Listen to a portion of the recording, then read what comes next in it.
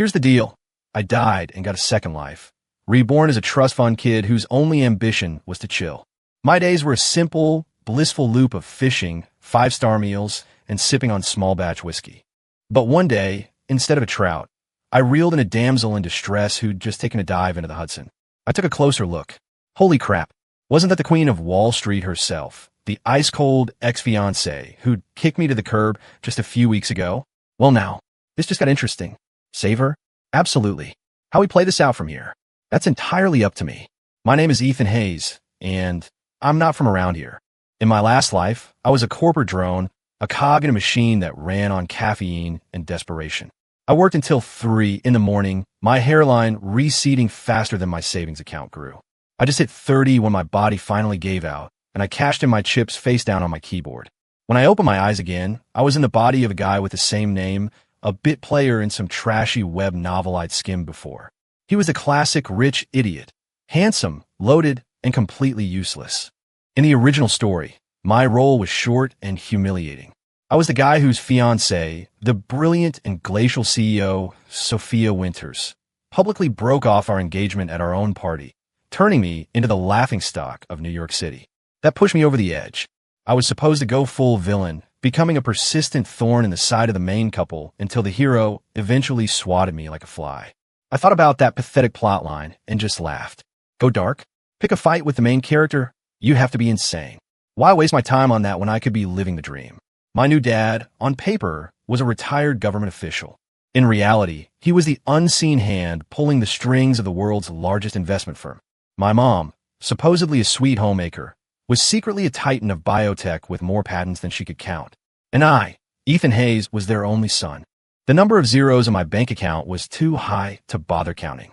I had mansions all over the world, staffed with housekeepers just waiting for me to remember I owned the place and decide to stay the night. With a setup like this, you think I'm going to lose sleep over one woman? My brain wasn't slammed in a car door. Let her break the engagement. There are plenty of other fish in the sea. So, when Sophia Winters stood before a ballroom full of New York's elite, her gorgeous face looking like it was carved from Arctic ice, and said, "Ethan, you're not worthy of me. The engagement is off. I just gave a lazy yawn." Okay, so does this mean you're returning the engagement money? The entire room went dead silent. I could see a flicker of a crack in Sophia's perfectly frozen composure. I didn't care. I gave a little wave, and, under the stunned gazes of everyone present, strolled right out of there. From that day on, I began a life I'd always dreamed of, the life of glorious, uncomplicated leisure. I had an estate just outside the city, nestled in the rolling hills overlooking the Hudson River. My daily routine was simple. I'd set up a stool on the riverbank, rig up my custom-made, 7-figure fishing rod, and spend the day fishing and sipping on a custom-distilled whiskey my butler, Charles, had procured for me. Behind me, a Michelin-starred chef was on standby, ready to whip up whatever my heart desired. There were no micromanaging bosses, no soul-crushing performance reviews. Just a gentle breeze off the river, the cry of the birds, and the occasional tug on my line. It was the kind of life you wouldn't trade, not even for a ticket to heaven. The weather today was perfect, just a light breeze. I was half dozing, feeling the gentle bob of my float, trying to decide if I wanted pan-seared trout or grilled salmon for dinner. Splash! A massive crash shattered the peace of the river. My eyes snapped open. I looked toward the sound. Not far off, a huge plume of water had erupted from the surface. I frowned. Who the hell has the nerve to dump their trash in my river? I paid a fortune for the exclusive rights to this stretch of water. The water settled, and a figure bobbed in the currents. Wait, is that a person? I froze for a second, then set down my glass and stood up. Charles, I called out. My impossibly competent butler materialized out of nowhere, bowing slightly. Sir, someone's in the river. Fish them out, I said, pointing. Very good, sir. Charles didn't even blink, as if I'd asked him to retrieve a fallen leaf. He spoke calmly into a walkie-talkie, and within moments, a speedboat shot out from the estate's private dock. I sat back down and picked up my glass, feeling annoyed. My perfect fishing vibe was completely ruined. I just hope whoever it is makes it out okay. The boat crew had the person out of the water in no time and brought them directly to the lawn in front of me. It was a woman, soaked to the bone, her designer pantsuit clinging to curves that could stop traffic. Her long hair was spread out like seaweed, and her face was a ghostly white. I took a sip of whiskey. Shame. A body like that. Wait a second. That face. It looked familiar. I leaned in closer, brushing the wet hair from her forehead. The moment I saw her clearly, I nearly choked on my drink. Sophia Winters? My ex-fiancée? The Ice Queen who publicly humiliated me? What the hell was she doing jumping into the river here? This wasn't in the book.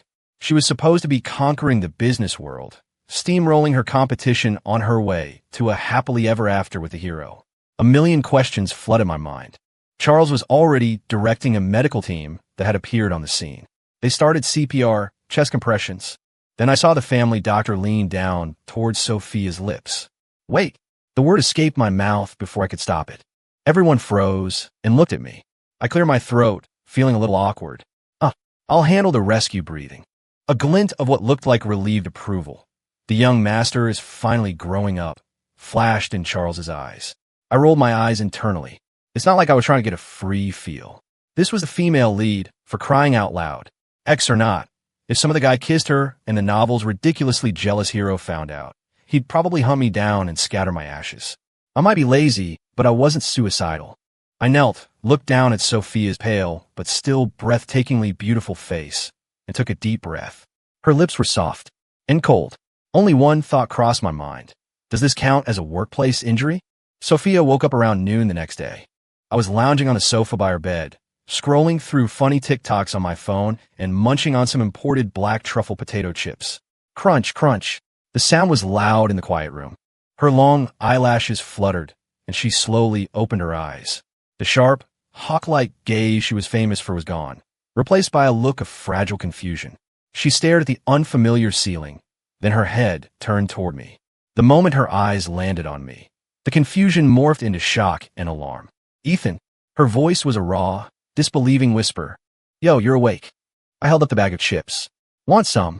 Sophia's brow furrowed instantly. The vulnerability vanished, and the Ice Queen I knew was back.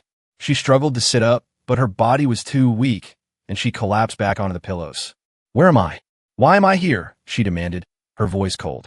My place, I said, like it was the most obvious thing in the world. You jumped in the river. I pulled you out. Don't remember? Trying to pull an insurance scam? Sophia's face cycled through shades of white and red. Of course she remembered. She remembered the bone-deep cold, the suffocating despair, and a blurry embrace just before she lost consciousness.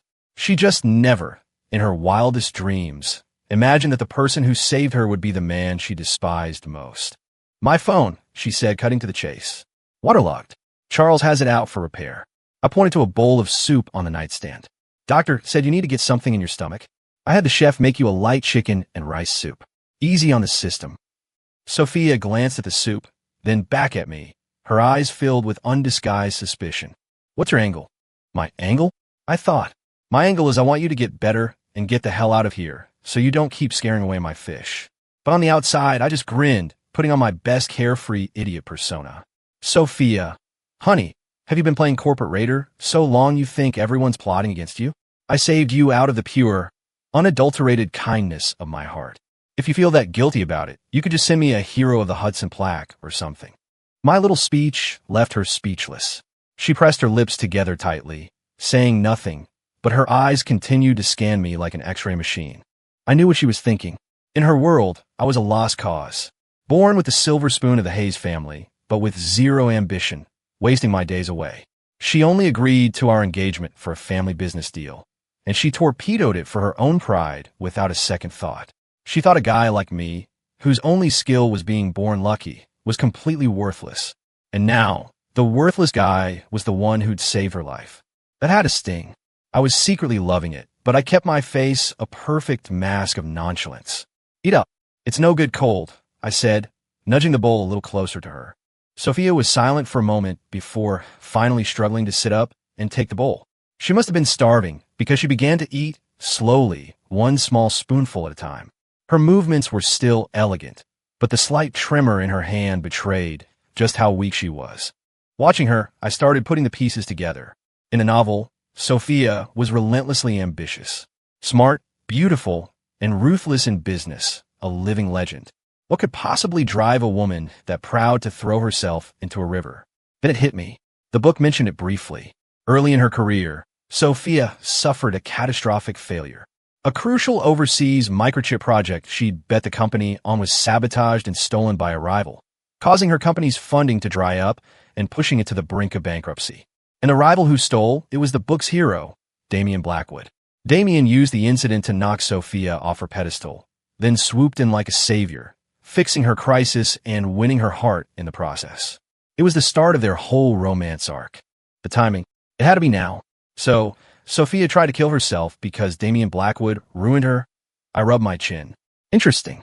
It looked like my presence had caused a tiny little deviation in the plot. In the book, Sophia was pushed to the edge, but never actually jumped. She gritted her teeth and held on until Damian showed up. But now she jumped, and I was the one who fished her out. So how was Damian supposed to play the hero now? Just then, Charles knocked and entered. He was holding a brand new phone, which he presented to Sophia with a bow. Ms. Winters, your old phone was beyond repair. We've taken the liberty of providing a new one, with your number already transferred. Sophia took it, murmuring a quiet, thank you. She turned it on, and her fingers flew across the screen, probably trying to contact her company. A moment later, her face went even paler than before. The hand holding the phone was white-knuckled, and her body began to tremble with a mixture of rage and despair. How could this happen? She whispered, her eyes turning red. I figured she'd just confirmed her company was toast. Seeing her looking so broken, I didn't feel a shred of satisfaction. In fact, I felt kind of pissed off. She might be my ex, but she was my ex. Even if I was done with her, nobody else got to push her around. Damian Blackwood, fine. I pulled out my phone and shot a quick text to Charles. Find out who just tanked Sophia Winters' company. He replied instantly. Right away, sir. I put my phone away and looked at the devastated woman on the bed. Suddenly, I had a thought. Maybe this whole chilling out thing could use a little entertainment. Like, say, adopting a stray, a proud, wounded, temporarily homeless. Ice Queen. Sophia's pride wouldn't let her show weakness in front of anyone, especially not me. She quickly reined in her emotions, and the redness in her eyes receded, replaced by their usual coldness, though I could see a fractured vulnerability hiding underneath. Ethan, thank you for saving me. I'll have my assistant calculate the medical expenses and your costs for the last few days and wire you the money. Now, please have a car take me away from here, she said, her tone clipped and commanding. I crunched loudly on another chip. Go where? I asked lazily. Sophia was struck silent. Right? Where could she go? Her company was gone. All her personal assets were frozen to cover the debts. And her so-called family? They wanted nothing to do with her after she'd made a deal for a strategic marriage and then publicly blew it up. In the vast city of New York, she had nowhere to go. Seeing the light in her eyes instantly dim gave me a profound sense of satisfaction. No place to go. I asked, knowing the answer, a wicked grin spreading across my face. How about you stick around and work off your debt as my maid? Sophia's eyes flashed like daggers. Ethan, don't you dare push it. Push it. I laughed. You're the one who took a dive into my river. You're the one I pulled out. I'm giving you a warm bed and 5-star meals. And you're telling me I'm pushing it? Have you no shame? You? Me what? I stood up and walked her bedside, looking down at her. I'm 6'2" and in damn good shape. Even in a loose t-shirt, the outline of my muscles was obvious. The sheer presence of me made Sophia instinctively shrink back. Sophia, you have nothing left. That company you were so proud of belongs to someone else now. Your so-called business partners are busy carving up what's left of your empire. And your social climbing family can't distance themselves from you fast enough. Every word I spoke was a hammer blow, making her face turn a shade paler. I was hitting her exactly where it hurt most.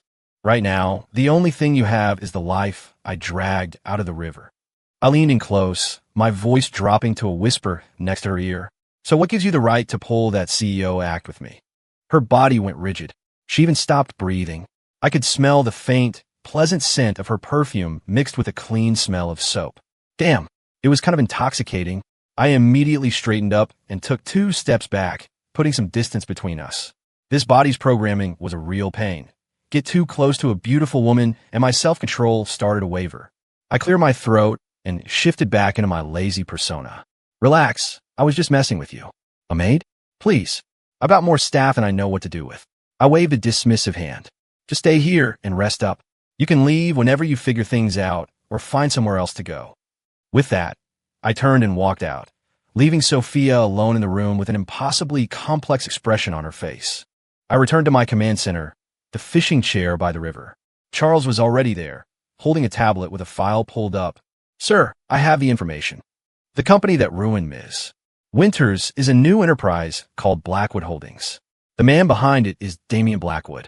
He used his capital to short her company's stock while simultaneously turning her most trusted VP against her. The VP stole her core technology, leading to the complete failure of her chip project. I nodded. It was him, all right. The methods were exactly as described in the book. Dirty, but effective. Blackwood Holdings. I murmured, rubbing my chin. Interesting. Sir, should I take care of them? Charles asked, his tone as calm as if he were asking what I wanted for dinner. Take care of them? How? I chuckled. The guy's the protagonist of this whole story. He's got plot armor thicker than a bank vault. You can't just take care of him. Charles paused, clearly not understanding my reference. Sir, what I mean is, I said, my eyes twinkling as I stared at the river. Let him play his game. But everything he wants to get from Sophia Winters, he gets nothing.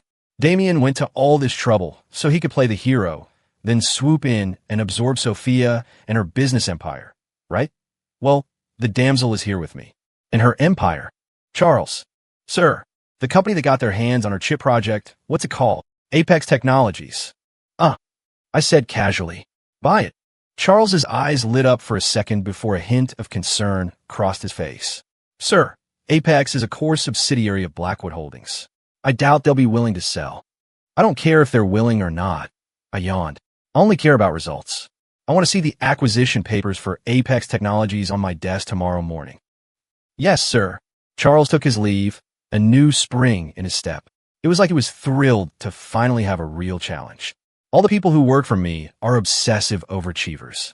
The more I slack off, the more they bust their asses to get things done perfectly, just to prove their own value. It was kind of exhausting, really. All I wanted was to fish in peace. As the sun set, painting the river gold, I packed up my rod. Not a single bite all day. What a waste. Back at the mansion, a lavish dinner was already laid out in the dining room.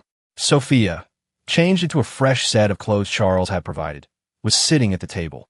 She sat ramrod straight, but her eyes were vacant. She was clearly still reeling from the shock. I sat down and picked up my fork. Dinner time. She didn't move. What? You planning a hunger strike? Gonna go for another swim? I speared a piece of fork tender short rib. It was perfect. Melt in your mouth delicious. She lifted her head and looked at me, her expression a mix of emotions. Ethan, what do you really want? To eat dinner. What else is there? I replied with perfect innocence. Why are you letting me stay here? What's your motive? She pressed. I put my fork down and sighed. Sophia, do you really think every man on the planet has some ulterior motive when it comes to you? She didn't answer, but her expression said it all. Fine, you want my motive? I'll tell you. I leaned forward, locking my eyes with hers. My motive is to see what the great, untouchable Sophia Winters looks like after she's been knocked off her throne. I grinned like a cartoon villain. Seeing you like this? It makes me happy. Is that a good enough reason for you? Sophia's face paled even further. She bit her lip so hard I thought she'd draw blood, but she didn't say a word. I knew my words were cruel, but for a woman with pride as impenetrable as hers, you needed a sledgehammer.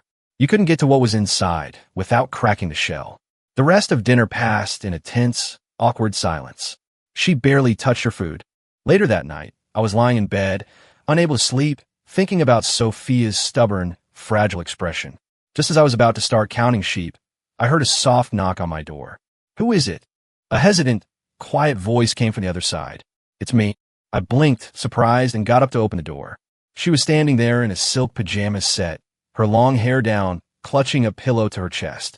What's up? I asked, leaning against the doorframe, intrigued. She kept her head down, avoiding my eyes, her voice barely a whisper. I'm a little scared. Being alone. Come again? Did I hear that right? The titan of industry, Sophia Winters, was scared to sleep by herself? She must have realized how ridiculous it sounded, because a blush crept up her cheeks. And I'm afraid of thunderstorms. I glanced out the window. The sky was perfectly clear, filled with stars.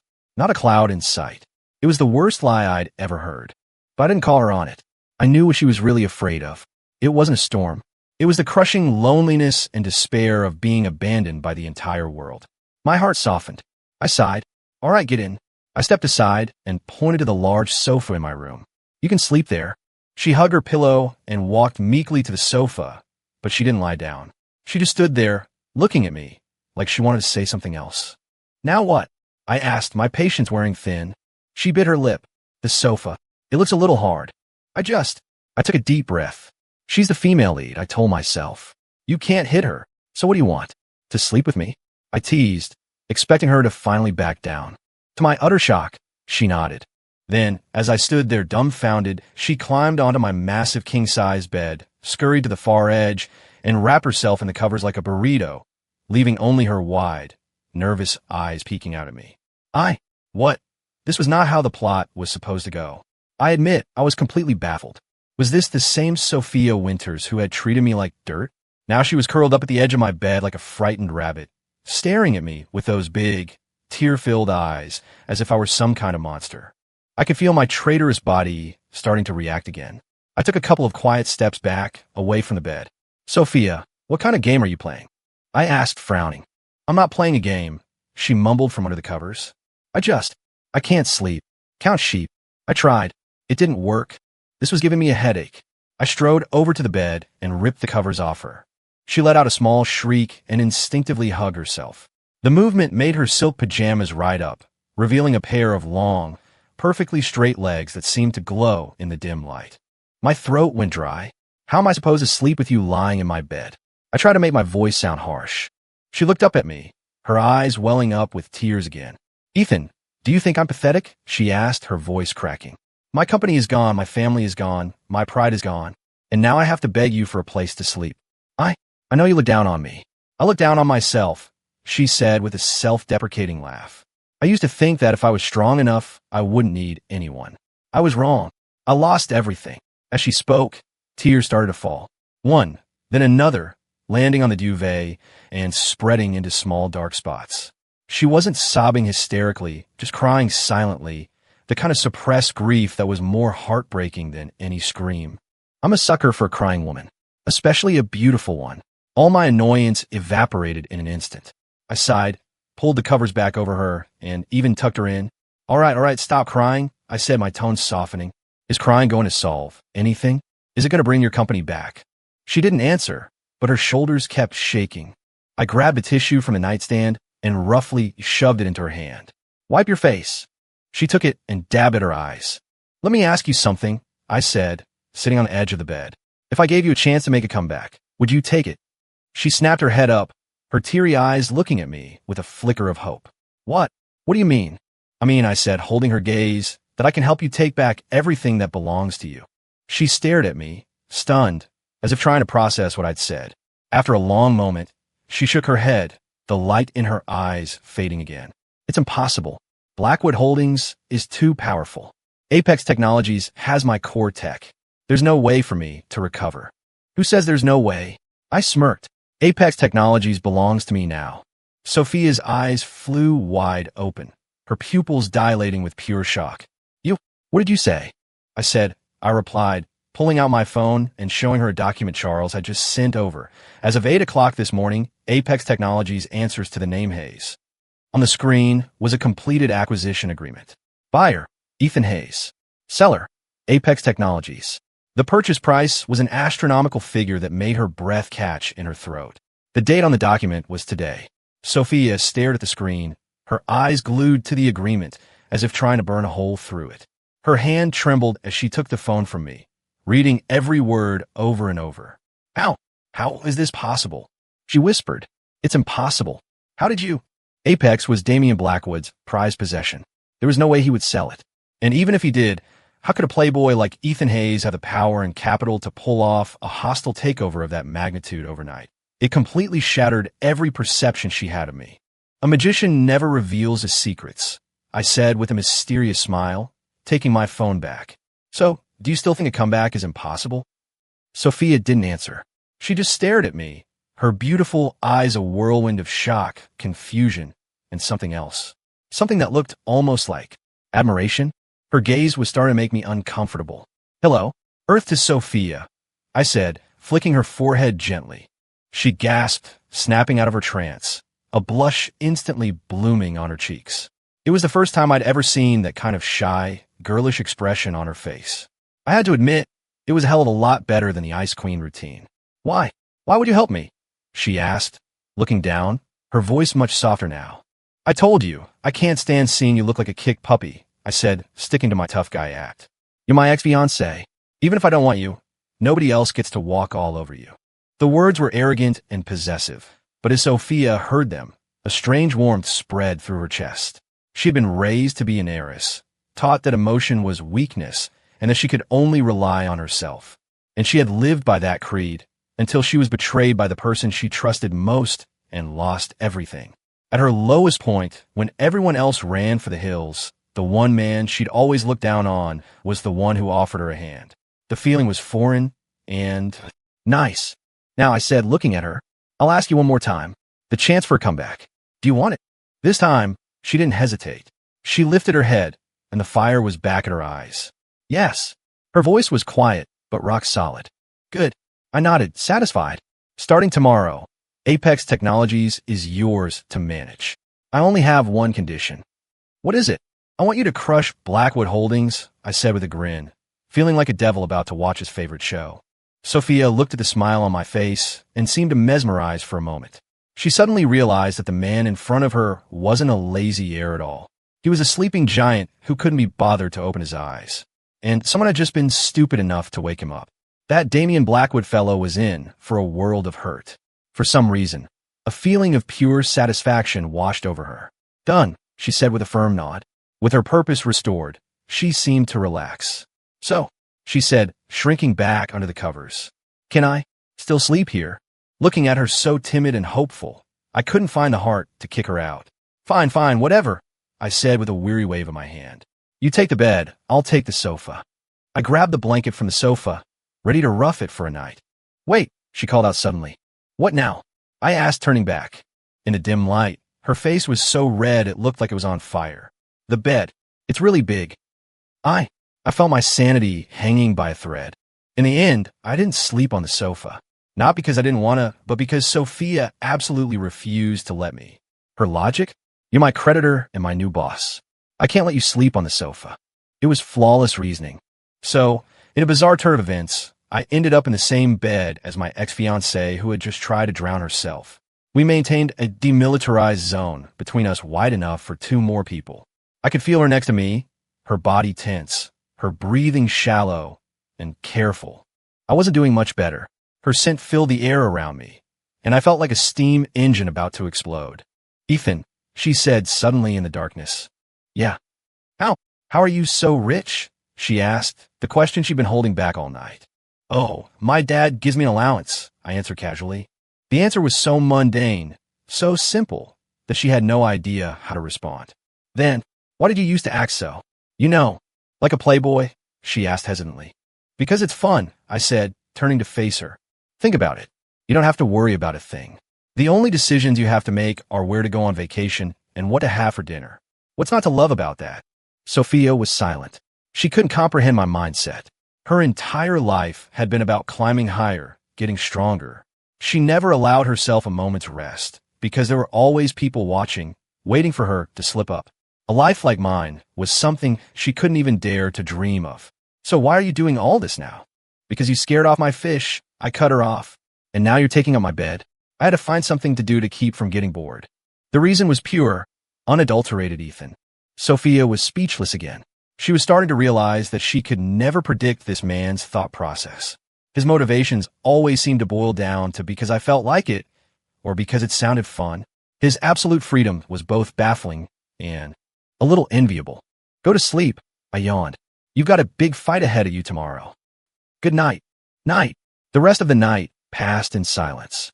The next morning, I was up unusually early. When I got to the dining room, Sophia was already there, dressed and ready to go. She was wearing a brand new power suit Charles had arranged for her, her hair pulled back in a severe bun, her makeup flawless. The ruthless queen of Wall Street was back. Except, when she saw me, there was a new softness in her eyes. Morning, she said, greeting me first. Morning. I sat down across from her as Charles served breakfast. He laid out a spread of delicate dumplings, pastries, and my personal favorite, a disgustingly healthy green smoothie that Sophia eyed with suspicion. "What is that?" she asked, her nose wrinkling slightly. "The nectar of the gods," I said enthusiastically. "Want to try some?" She watched the look of pure bliss on my face as I took a sip, glanced back at the murky green liquid, and shook her head. "No, thank you. Your loss." I shrugged and continued with my breakfast. After we ate, Charles had the car waiting. "Sir, Ms. Winters, everything is ready at Apex Technologies. You can head over at any time." "Good." I nodded, then looked at Sophia. "Ready." "Ready," she said, taking a deep breath, her eyes blazing with determination. We rode to Apex Technologies together. Sophia spent the entire ride with her eyes closed, meditating, but the tight grip of her fists betrayed her inner turmoil. I knew what this was for her. She was going back to reclaim her lost territory. Apex Technologies was built on her life's work. Now, she was returning under a completely new identity. The car pulled up in front of the Apex building. Sophia stared at the familiar yet alien skyscraper, her expression complex. "Let's go," I said, getting out of the car first. We walked into the lobby side by side. The receptionist saw Sophia and did a double take, which was quickly followed by a smirk of contempt. Well, if it isn't Ms. Winters, did your company finally go under? Are you here looking for a job?" The words were dripping with venom. Sophia's face darkened instantly. Before I could say anything, a man in a suit, clearly an executive, approached with a group of people in tow. I recognized the man in the lead. Mark Peterson, formerly the VP of Sophia's company, and the trader who had sold her out to Damian Blackwood. "Sophia, what are you doing here?" Mark asked, his face a mask of fake concern. "Look, I know you're hurting, but business is business. Don't take it so personally. Tell you what, out of respect for our old friendship, I'll find a nice, quiet position for you here. You'll be set for life. How does that sound?" The people behind him, all of whom used to work for Sophia, were looking at her like she was a zoo animal. "Mark!" Sophia was trembling with rage. "You snake!" "Now, that's not fair," Mark said, spreading his hands with a smug grin. "A smart bird chooses the right tree to nest in. Sophia, you have to admit, mister, Blackwood has far more vision and a much brighter future than you ever did." "You." "All right, that's enough," I interrupted, cleaning out my ear with my pinky finger. "All this buzzing is giving me a headache." Every head in the lobby turned to me. Mark Peterson looked me up and down, his eyes filled with disdain. "And who are you? That useless Hayes kid? Wow, Sophia, you've really hit rock bottom if you're hanging out with trash like him." A wave of laughter rippled through the group. Sophia's face flushed, partly from anger, partly from humiliation. But I wasn't angry at all. I just smiled at Mark. "Who I am doesn't matter," I said. "What matters is that from now on, I'm the one who calls the shots in this company." Mark looked at me like I just told the funniest joke in the world. "You call the shots? Who the hell do you think you are? Do you have any idea who owns this company? This is part of Blackwood Holdings." "Mr. Blackwood." "Mr. Blackwood." I cut him off, casually pulling out my phone and dialing Charles. I put him on speaker. "Charles, my man." "Sir, how may I help you?" "That Apex Technologies acquisition. All the paperwork is finalized, right?" "Yes, sir.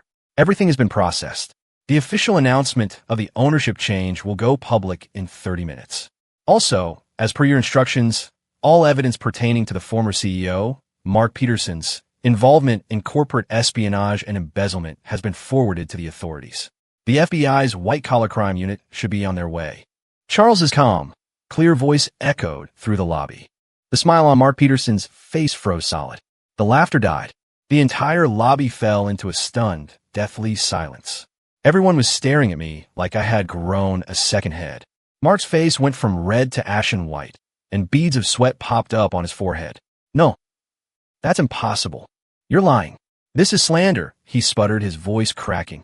I ignored him, hung up the phone, and looked at Sophia with a shrug. "Well, that takes care of the flies," I said with a smile. "Ms. Winters, the company is now yours. Do with it as you please." Sophia stared at me, then at the crumpled form of Mark Peterson on the floor, her mind a complete blank. It felt like a dream. Yesterday, she was a suicidal wreck with nothing to her name. Today, she was the supreme authority of this company. And the man who had made it all happen was the one she had once despised more than anyone. He hadn't even lifted a finger, just made one phone call.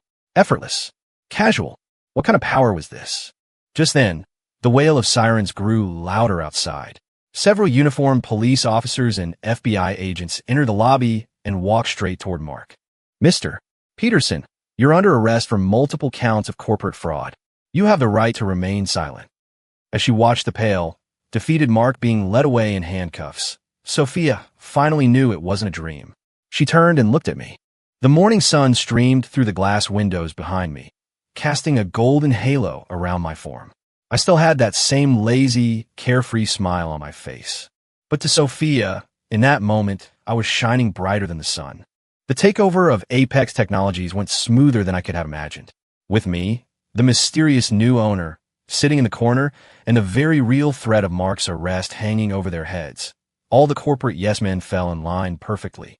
It only took Sophia one morning to completely restructure the company, firing all of Mark's cronies and replacing them with her own loyalists.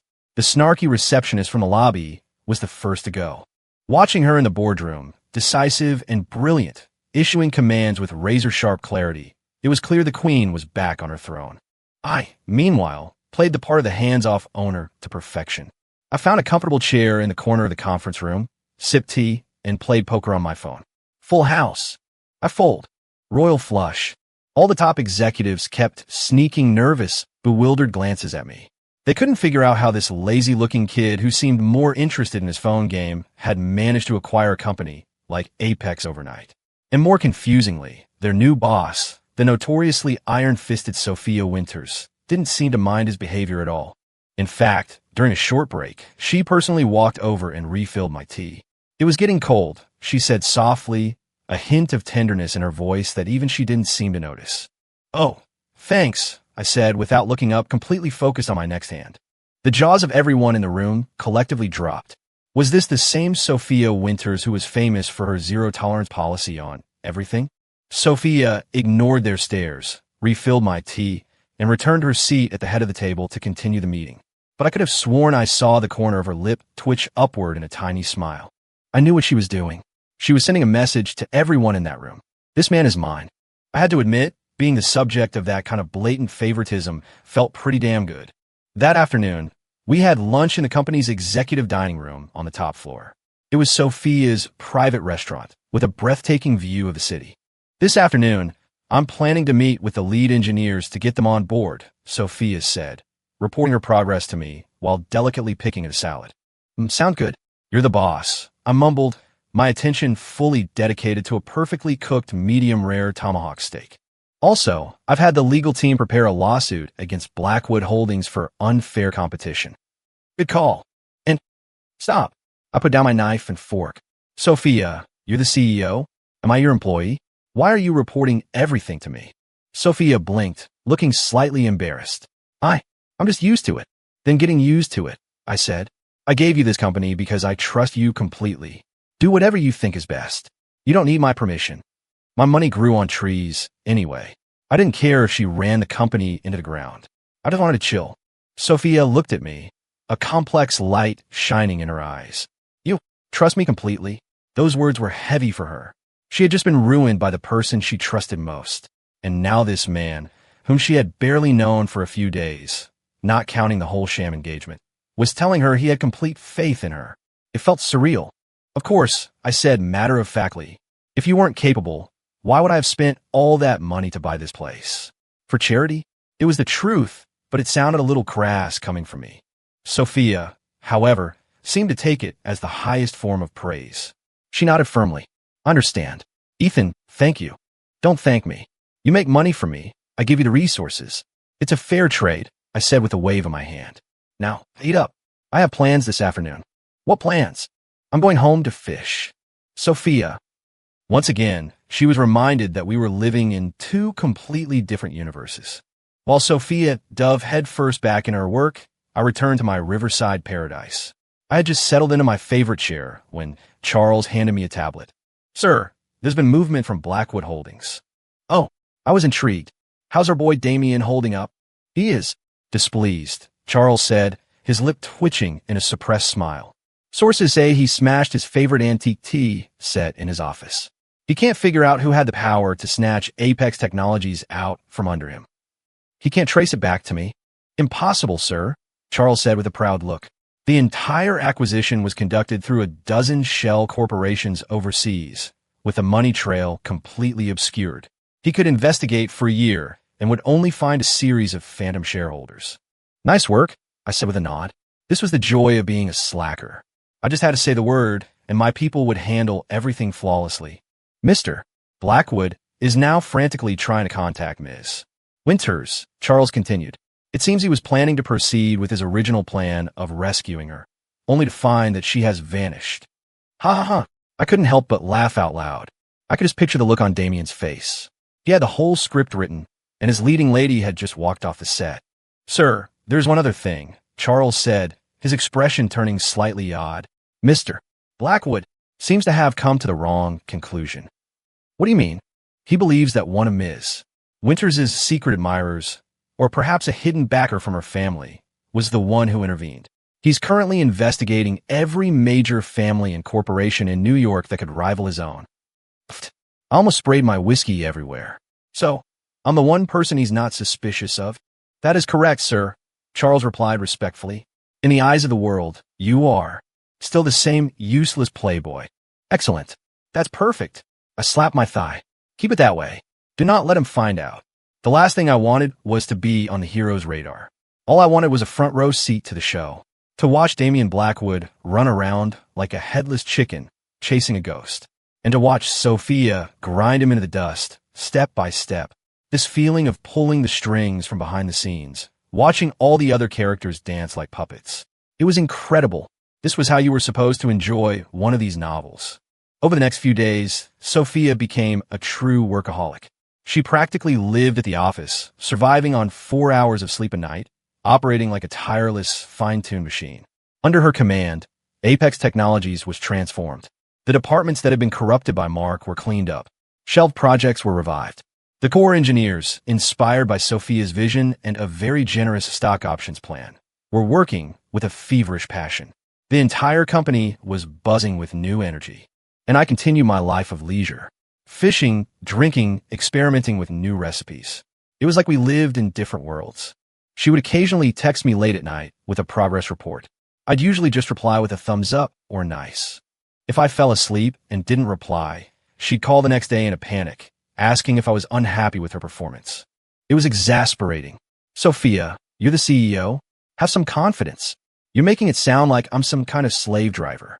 I'm the best hands-off boss in the world. She would be silent for a moment on the other end, then whisper, okay. I could feel her changing, though.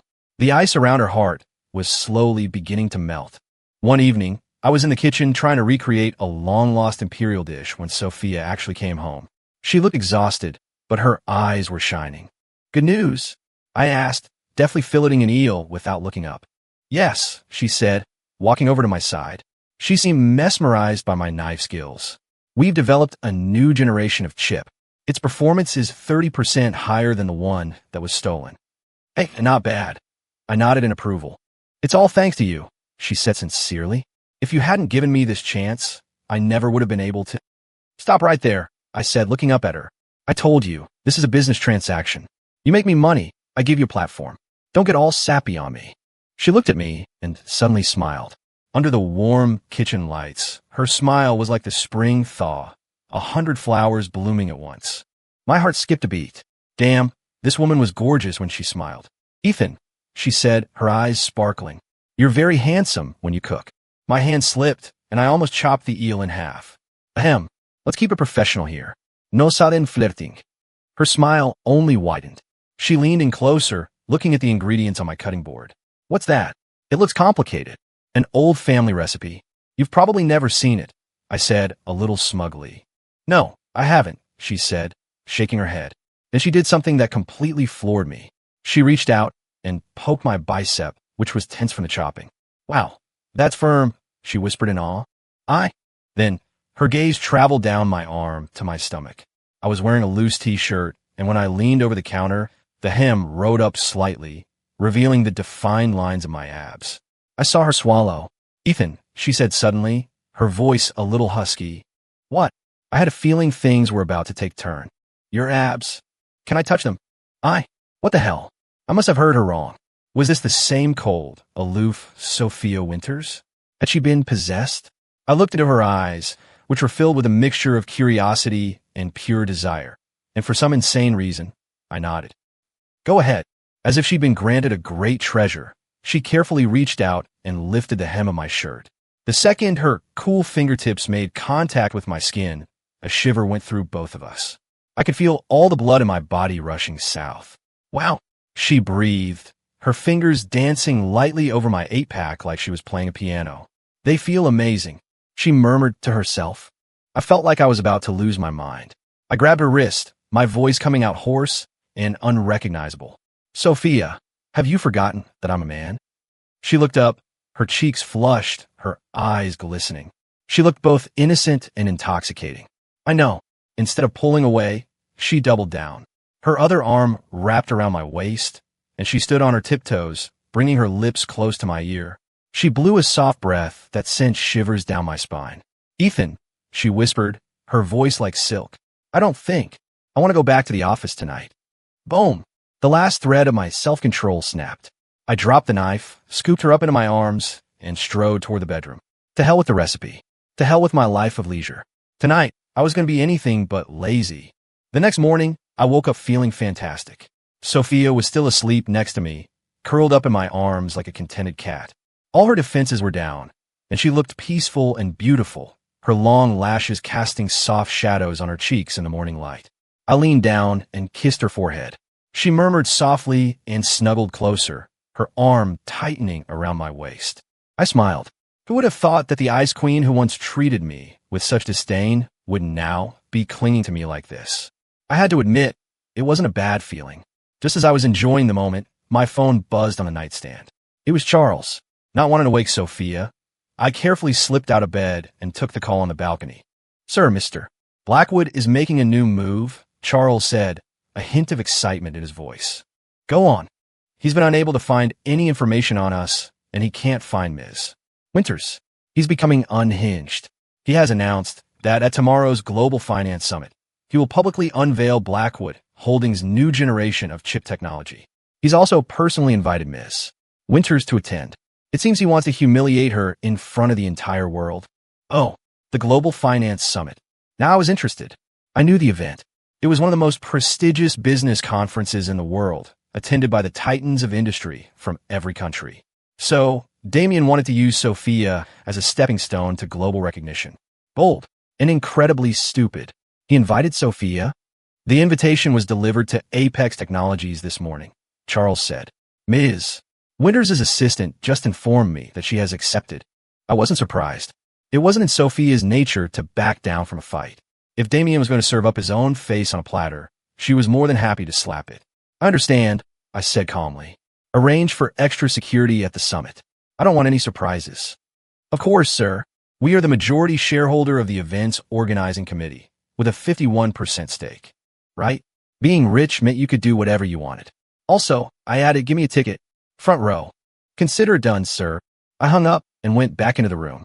Sophia was awake, sitting up in bed and hugging the covers to her chest, looking a little lost. When she saw me, her face flushed bright red, and she quickly looked away. Morning, I said, walking over to the bed to tease her. Morning, she mumbled. Sleep well. Her face got even redder, and she buried her head under the covers like an ostrich. I couldn't help but laugh. All right, up and at 'em, Ms. CO, I said, patting the lump under the covers. You got a big show to put on today. She peeked out from under the blanket. You heard about it? Yep. Aren't you worried? She asked. Damien was clearly coming prepared, aiming for a kill shot. Worried about what? I countered. That you can't beat him? She didn't say anything, but her expression confirmed it. Even though she had the superior technology, Blackwood Holdings was still a massive, influential corporation. For her, a newly resurrected player, to challenge him on a global stage was a huge risk. Sophia, I tilted her chin up, forcing her to look at me. Have you forgotten who's backing you? She stared at me, stunned. Remember this, I said, my eyes locked on hers. In this world, as long as I don't want you to lose, you will never lose. My tone was calm, but the words were pure, uncut arrogance. Sophia's heart hammered against her ribs. A sense of security, stronger than anything she had ever felt, enveloped her. Suddenly, she felt that with this man by her side, she could take on the entire world and not be afraid. I understand, she said, nodding, her eyes once again filled with confidence and determination. She threw back the covers to get out of bed, but then let out a sharp hiss and fell back onto the mattress. What's wrong? I asked, feigning innocence. Her face was so red, it was practically steaming. She shot me a look that was 3 parts embarrassment and 7 parts accusation. It's all your fault. I burst out laughing and scooped her up into my arms. As you command, my queen. Your humble servant will now assist you in preparing for the day. The Global Finance Summit was a star-studded affair, crawling with billionaires and industry legends. When Sophia and I arrived, we immediately became the center of attention. After all, one of us was the rising star of the New York business world, the woman at the heart of all the latest gossip. The other was the city's most famous playboy and her ex-fiancé. The fact that we had shown up together was a bombshell. Damian Blackwood, as one of the keynote speakers, was already there. When he saw me walk in with Sophia on my arm, his handsome face twisted into an ugly snarl. He glared at me, his eyes burning with jealousy and rage. It was obvious he had decided I was the mysterious rival who had stolen his prize. I gave him a friendly smile and a little wave. He looked like he was about to have an aneurysm. Sophia, for her part, ignored him completely and walked straight to her seat. I, meanwhile, ambled over to the VIP seat right in the center of the front row. It was the seat reserved for the summit's primary sponsor.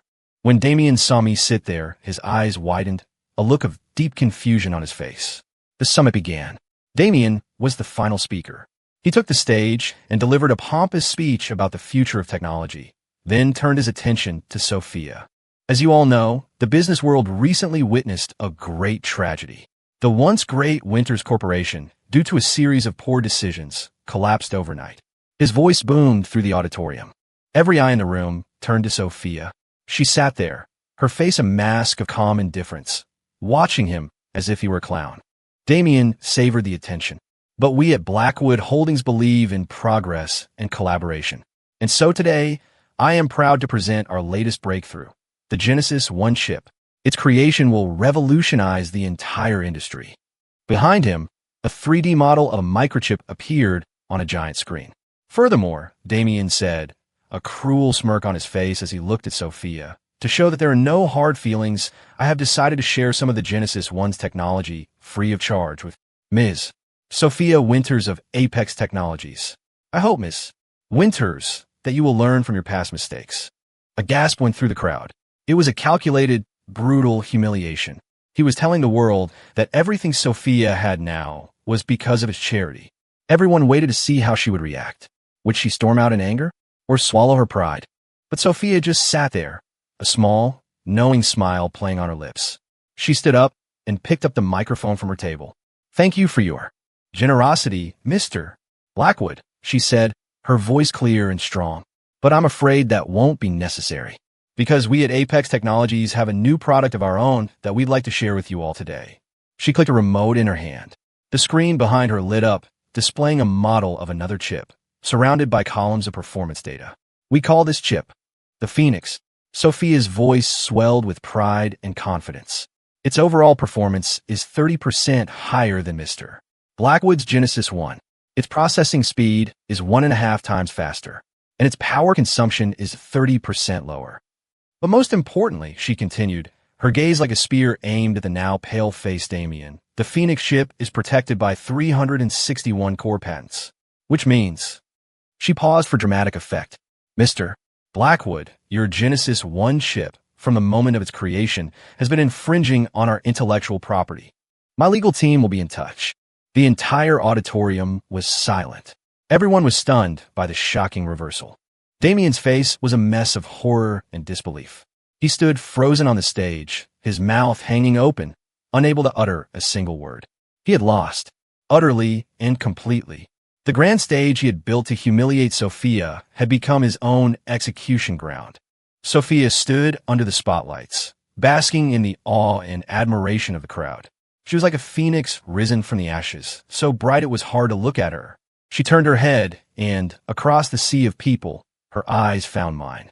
In her gaze, I saw gratitude and pride, but also something more, a fiery passion I had never seen before. I smiled and gave her a thumbs up.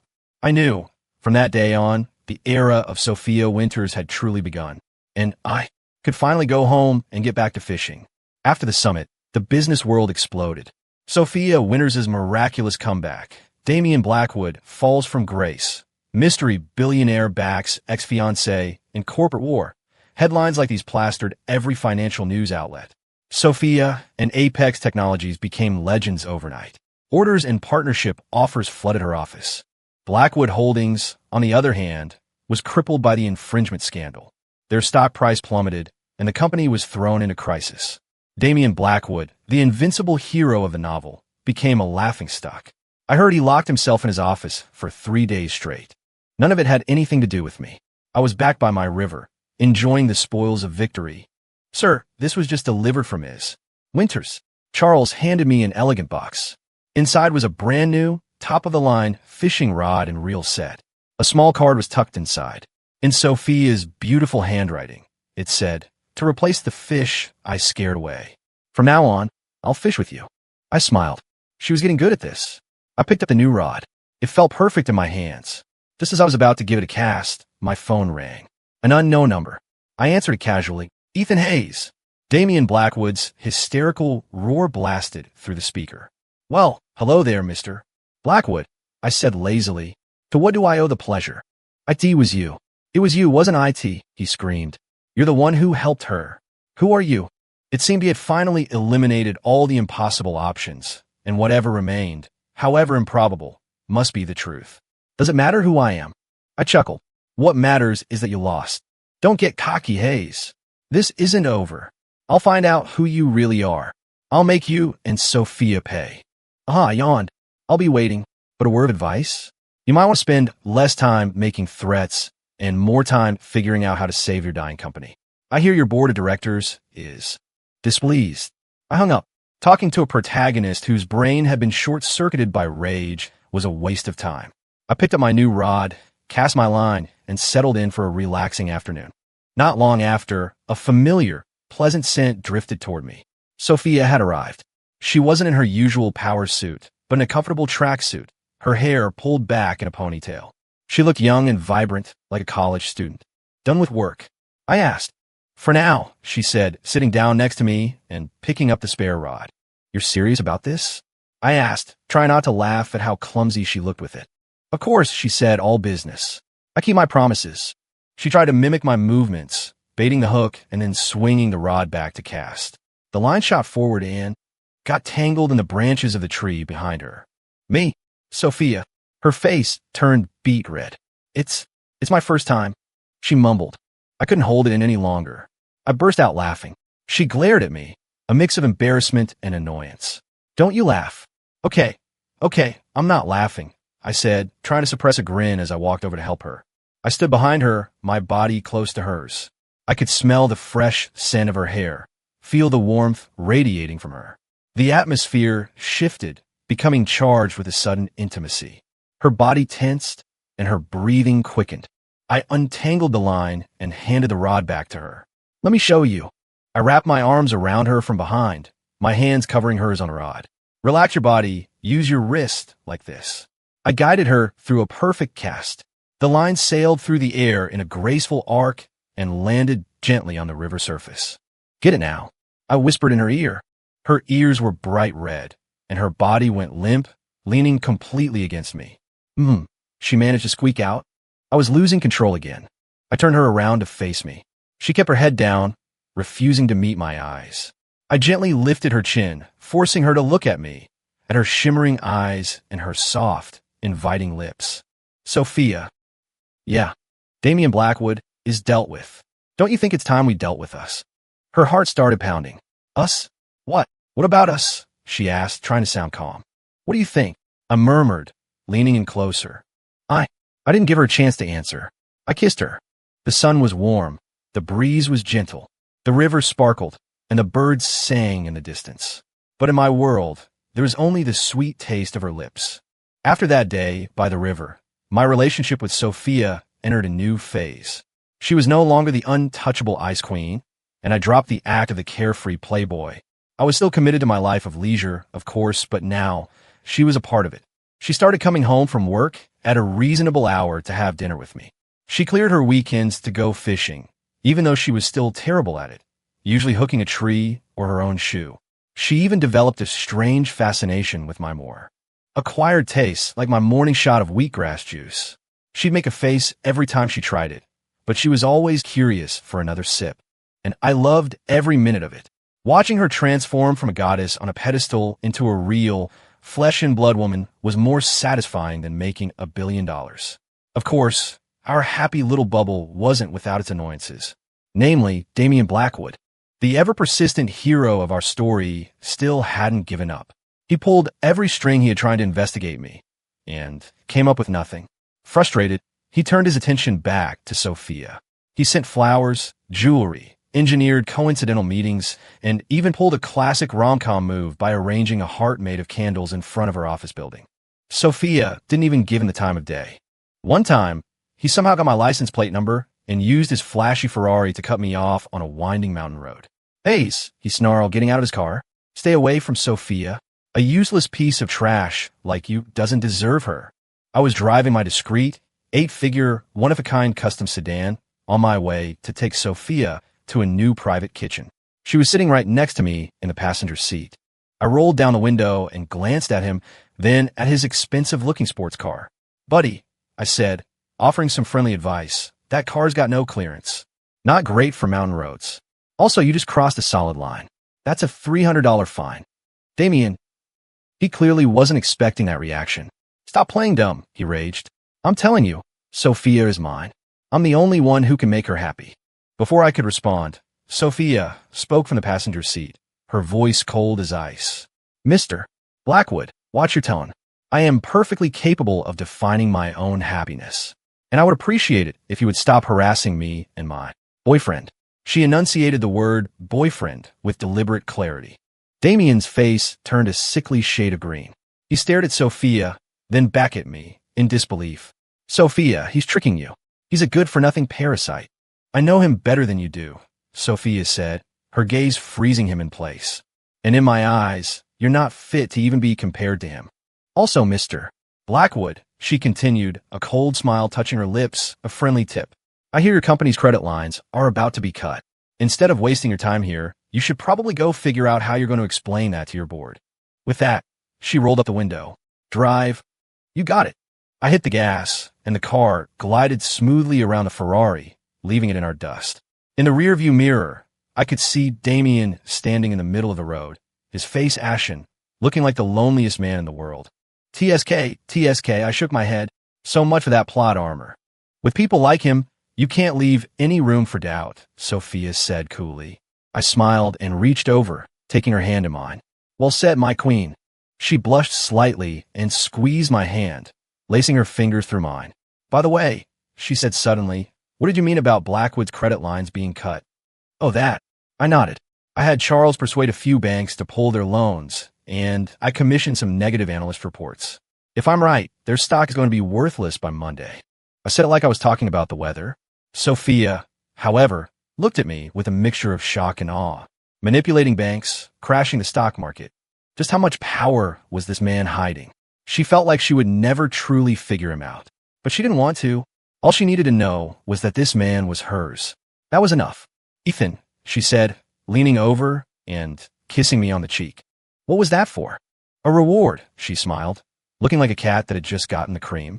I raised an eyebrow, then turned the wheel, guiding the car onto a quiet, secluded service road. "Hey, what are you doing? I thought we were getting dinner," she asked, a hint of panic in her voice. I put the car in park, unbuckled my seatbelt, and leaned over, pinning her against her seat. "Dinner can wait," I said, looking into her wide, nervous eyes before lowering my lips to hers. "Right now, I'd rather have you." In the woods, a startled bird took flight. Inside the car, the afternoon was just getting started. End.